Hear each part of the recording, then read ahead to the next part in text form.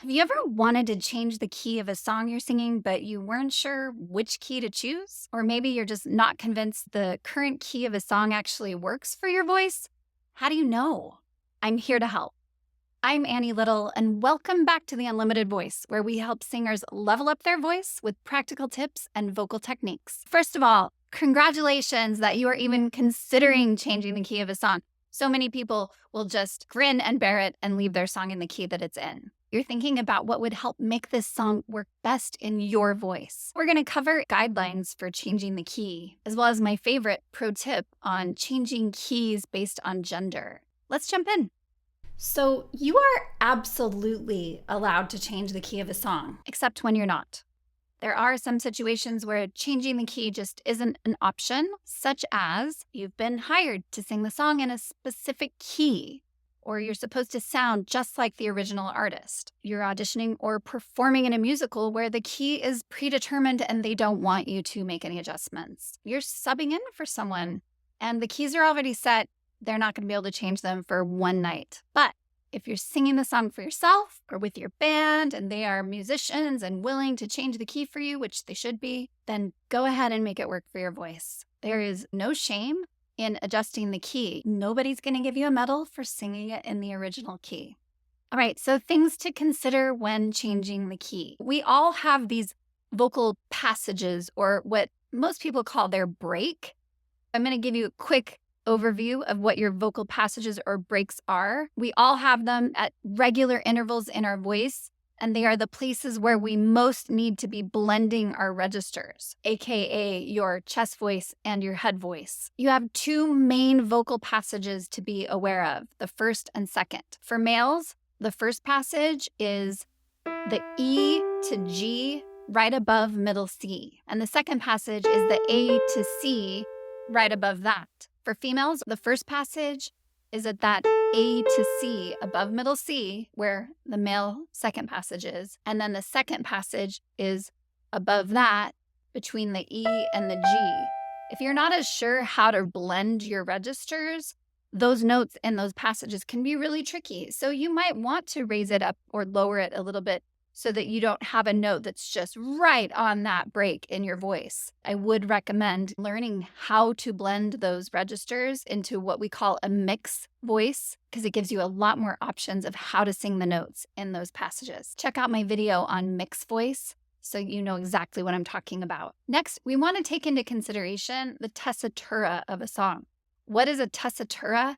It's not just the range of a song. It's not just the lowest note to the highest note. It's the range of where most of the notes sit.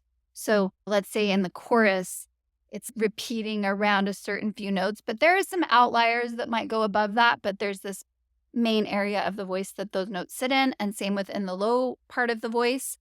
That's the tessitura. So you want that tessitura to sit where your voice is the strongest. Let's explore 3 areas of your range and how it feels in the song to help you find your best key. Let's look at the top of your range first. Are you straining to hit those high notes? Do they feel heavy and hard to get up to? Are you flat on those notes? Or do they sound weak and breathy? If you're straining to hit them, I know it might seem counterintuitive, but you actually might want to raise the key of the song up to help you access a little bit more of your head voice, and it might make those notes feel a lot easier. I know most people are going to think, oh, I should just lower it, but it sometimes works better to raise the key. And then look at the bottom notes of the song. Are you reaching down for them? Are they really low and they're hard to hit and you've lost all the body and the richness of your voice?